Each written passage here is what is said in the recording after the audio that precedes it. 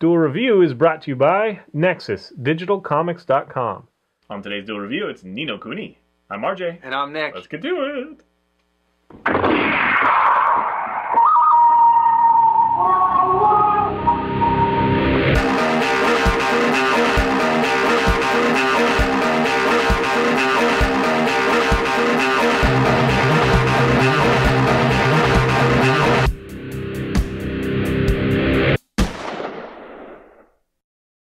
Hey everybody, today is the 29th, and we're taking a look at the video game Ni No Kuni. That's right. It's actually Ni No Kuni, Wrath of the White Witch, and it came out on the 22nd for us, but for people in Japan, it came out November of 2011. Wow. Yeah, so it's been more than a year for us. Totally didn't realize that. Yeah, and it's like, dude, where's ours? We want to play. But this is one of those ones that kind of snuck up. Like, suddenly it was there, and we're like, oh my god, I've been waiting for this. You know, we had heard a lot, especially like you, because you had like Game Informer or whatever. Yeah. And we were excited about it because it looked like, we love we're huge fans of the Studio Ghibli films. We always, don't do a good enough job for the, hi-oh, Miyazaki films. And so we were really excited if they pulled it off, but we're also kind of trepidatious because, it could be a total horrible thing. Right. You don't know. And one of the first things that you think before you start playing is, okay, what makes Studio Ghibli, and will we see that in this game? Yeah, so surprise, it's here. We found it. We had to buy it and played lots of hours. Me personally, I played lots of hours, and I love this game. This is probably one of my new favorite games. Now, it plays a lot like Final Fantasy, but it's also got elements of like Pokemon, and it's where you can take in characters, and those characters can evolve. Although I was hoping that when they evolve, they would change size and shape accordingly, but really they're just kind of like restructured versions of themselves. Just abilities and whatnot. Right, but it is still fun to watch them, and you also kind of gain attachment to those characters. But it has a nice little dynamic of when you evolve to the next level, when your little familiar evolves to the next level, they automatically go back down to level 1, which means that you have to build them up before you can fight them, because if you're in like a level 50 area or level 25, I think it was at, and I had a fighting with a 1, I thought he'd be stronger. Nope, he died real quick. So you really have to focus on, you really have to decide when they metamorphosize, because if you do it too soon, you kind of screw yourself. If you don't have a good character in reserve to take its place, you're you have to go back to an easier place and refight everything. In addition to that, they also you can reward them with treats that you can buy. Yeah, and that's cool that they do it in such a way that makes sense. And that's what I kept thinking when playing this game, that, wow, they're really smart in that they had this idea for a game, they had a story, and they must have sat down and said, how can we make, like, the tutorial make the most sense in this way? How can we make, training your little animals and making them whatever make the most sense? And yes, you do have ice cream underground in the sewer in a treasure chest, but still, barring that, it's just these little brilliant things. It's like, oh, it's actually furthering the story as we learn how to do this stuff, and I love that. And it also references all the time. Drippy always says, like, oh, boy, we're going to go to sleep if I don't hurry up and wrap it up. And that's kind of, how I feel with a lot of these games. Yes. But they do such a good way, and they're kind of like letting you know that they know, so they're rationing it. So you're not going to get huge soliloquies. It's going to be a relatively quick, encounter when you read the text. And that was the one disappointment I had, is that they did this brilliant, great voiceover, and then they break it up with the, anytime that it's not animation or some kind of cutscene, it's just reading text, and that's sad. I wish they would have done voiceover, but I totally understand, and it doesn't really take away that much. I just was like, oh, darn it. We haven't talked about story yet. Right, okay, so the story essentially follows Oliver, who is a young boy, and he goes off with his friend to drive this little sports car that his friend built, and he kind of crashes it into the water, and he's drowning. His mother jumps in to save him. There was a reason that it crashed. Yes. His mother jumps in, saves him, pulls him out of the water, and he's okay, but in that moment, she kind of has like a heart attack, and she dies. And so, or she goes to the hospital, and then she dies. Right. And so, in order, he's crying for 3 days straight, and his tears bring to life a little stuffed animal that he has, who becomes Drippy, the, what is it, High Lord, Fairy of High Lordedness? It's Lord High Lord. Lord High Lord. But it's kind of like, I'm the Lord, High Lord of, so you're not sure if he's making it up, or if it's a real thing, at first. So. And at first you hate Drippy. Drippy's kind of an annoying character. He's always berating you. Really? He's constantly It's that berating accent. It sounds like Billy Connolly or something. Yes. It's just a great accent. you. Yes. But he's constantly berating you. But then, as the story progresses, once you get to the fairy godmother, and I'm not going to say much about her, but once you get there, you learn to. Yeah, this is such a magical experience. We don't want to spoil stuff. Right.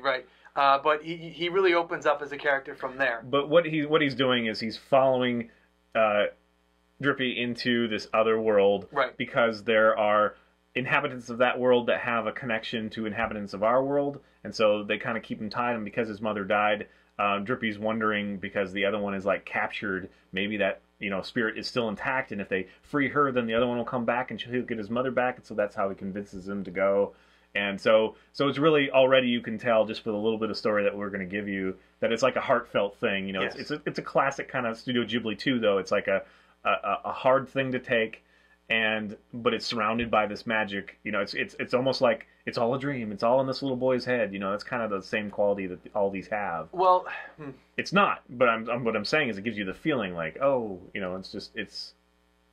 What are you gonna say? I was going to say the point where I'm at, it does feel like it's going to be all a dream, which I'm hoping it's not. Oh, okay. That's kind of the unfortunate part. Well, neither of us have finished this game, right? So. It is It's very long. It's like very 60 long. hours yes. plus. I dedicated a full day yesterday, like a full day from when I woke up to when I went to sleep. Full day. Yes, and a lot of hours before that to get to where I'm at, and I'm actually very happy with my progress so far. It's just a lot of fun. All the things that happen in the story is fun. At one point, you go back in time. You can alternate between your world and this fairy tale world, and sometimes you have a wand and you're doing spells. Yeah, and you get a lot of spells to do. Although some of them seem superfluous, like ones. And I think this one, I'm not sure, but I think this one was a nice time, because if you don't know, Studio Ghibli is also partnered with Disney, and so there's a spell called, I think it's called Broom Broom, which animates any nearby brooms. And if you know anything about Disney, you immediately think of Fantasia. Yeah, Disney's inclusion to the acid trip. It's just, so there's a lot in there. But from there, let's see, you can tame animals, you can synthesize, which is what they called it in Final Fantasy, things in like a cauldron, things in a cauldron you can synthesize. Essentially you have to defeat this genie of the cauldron, and then once you do, you can synthesize, and you can toy around, or you can use formula, or if you listen to what people say, they'll often give you, that's the breadth of this game is just so amazing. And the book, the Wizard's Companion, there is so much in there to look at and read. There's stories, there's characters. Tons. Yeah, you're always getting pages to this book, and yeah, just what you referenced before, like just listening to people, and like, it's very Zelda that way, although it seems to amount to even more than Zelda ever did as far as talking to people and solving things. There's still those moments where it's like, I can't go there yet, I'm going to have to come back later when I get this ability. And then also moments where it's like, I'm here at the just about the moment that I need to be, and I can't quite do my spell yet, even though I know I have my spell and I know what I need to do. I can't quite do it. I have to go do something else first. So it has a few moments of that. But it does such a good job of also leading you through, so you really don't have to start looking all over the world. I'm sure you do still, but you really don't, because the story will take you past basically what you need to do. So just keep your ears open to hear like a kid crying or a mother saying something, right, whatever, and it really alerts you to, hey, you should go check it out. Plus, you have that thing that what was it called? The pendant. Yeah, that glows every time you're near. Right. So to explain that, basically, one of the biggest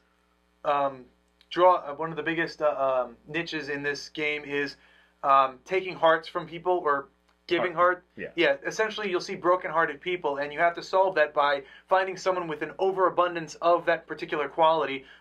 Belief or restraint or courage. So you find energy, someone. Being energetic. Enthusiasm, right? So you find these characters who have an abundance of that. You ask to borrow it, and they're always so willing to lend it to you. Because their hearts are overflowing. Yes. And so you bottle it in your little pendant, and then you take it to whoever needs it and open it up, and they get it. And now you can either progress story-wise, or that'll solve like these merit badge things. Essentially, get stamps, and then that helps you unlock your own abilities. Like once you get past the 1 and 2s, the 3s are really fun, because you can get characters to drop more money. You can gain more experience. Just a lot of all cool the things. regular tropes of Final Fantasy as well. Like the sleep and poison and all that stuff. So Yes, very cool. Another thing I wanted to say is that you do spend a lot of your time fighting, and they do the great thing where you can pop in and out of your creatures, and you can still like run around. Yes. So you don't have to just sit there and take it, or you don't have a time limit or whatever. It's more dynamic. In that respect, it feels a lot like Kingdom Hearts, which is a great game. Not to mention your fellow travelers, Esther and Swain. Esther being this woman this young girl who was the sage's daughter, who was brokenhearted, and that was fun to fix. And then Swain, who had a nightmare within him, and you'll get into that. Yeah, so that's the classic like Final Fantasy party members. Yes, party members. But there's only, as far as I know, they all get to control their own little monsters. So that's another level. So yes. It's not just like that. Yeah. So this game really just kind of takes all the really favorite games of mine and just mashes it into one. With the art of Studio Ghibli, it's just. Oh. I think to this generation, it's like Zelda. It's a lot like Ocarina of Time for this generation, but I think that's saying a lot because Zelda already had so much behind it. Yes. This is like brand new, like nobody knows it, but it already feels that way. Yes. So definitely don't miss it. It is kind of easy to miss because it's such a plain, I mean, it's a little Final Fantasy, but otherwise it's just kind of a plain parchment, kind of thing, so it's easy to miss. So, yeah, don't miss it if it sounds at all interesting to you. I mean, we're, 30-year-old guys, and we're like, it's like a little cutesy boy running around. It's cool. It's really cool. Yeah, it is great. And there's a lot of things that I haven't even seen yet, and I just can't wait for. All the while, you're fighting this, what is his name? He's the Dark Djinn, right? The Dark Djinn Shadar. And I had to write that down because for some reason I keep forgetting it. And he talks just like that. I like the little... Yeah, I think that's like dreadlocks or something. Yeah, I think it's hair, but it also looks like tendrils of mouth parts. And he's a servant to the White Witch, and you have her entire zodiac. Servant. Entire zodiac around them. And he's just sitting there, taking orders from her. But he's got more of a story because he's a lot more powerful than he's pretending. Yeah, so go discover it for yourself. There's so much more I could say. It's just there's a lot to this game. Don't miss it. Do yourself a favor and don't miss it, though. It is a really good game. It's getting great reviews, and we agree. It's really good. Yes. All right, guys. Thanks for watching. Please subscribe to our YouTube channel and follow our great playlists. The Game Lab's been a lot of fun. Yes, it has. And please leave comments. We love comments. And you can help support us by buying our wares at spiderwolf.com. That's right. T-shirts, a card game, art prints, short stories, and more. See you later. Oh.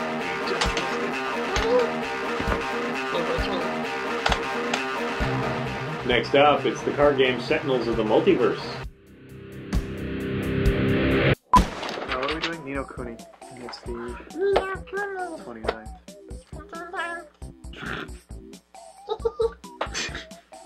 It's such a precious name, Ni No Kuni. Wrath of the White Witch. Yes, it's Wrath. I know that you're gonna be like, well, it is so different than Zelda, and I agree, but it just gave me the same feeling, like that warm fuzzy feeling, you know what I mean? Like, right. And it's an expansive journey, and it just gave me the same kind of feeling. So, but yeah, it's really cool. I wish that it was just a little bit closer. I don't know if it's possible. I doubt it. The art-wise? Yeah, me just too. a little closer, because when they cut to the animated, I just want to watch that. And then they come back and it's like, oh yeah, if I squint, it looks like it. You know what I mean? Yeah. I wondered if like the shading, if they could have just done like, I don't know. I don't know if there's like a filter instead of just smooth and have little hash lines or something. I don't know. It's almost there. It's almost perfect, like you're playing an actual animal. Yeah. In fact, during some cutscenes, you think that it's the animation, but it's actually the 3D, and then for like a split second, but then it comes for a split second. Yeah, and then you're like, oh crap. Yeah, because it's just more. Yeah. But and they don't have interesting camera poses as much, or angles, and then they don't have the movement is different. Yeah. It's very clean, whereas the animation is just it's awesome. On today's Duel review, it's Ni No Kuni. Ni No Kuni. Ni No Kuni.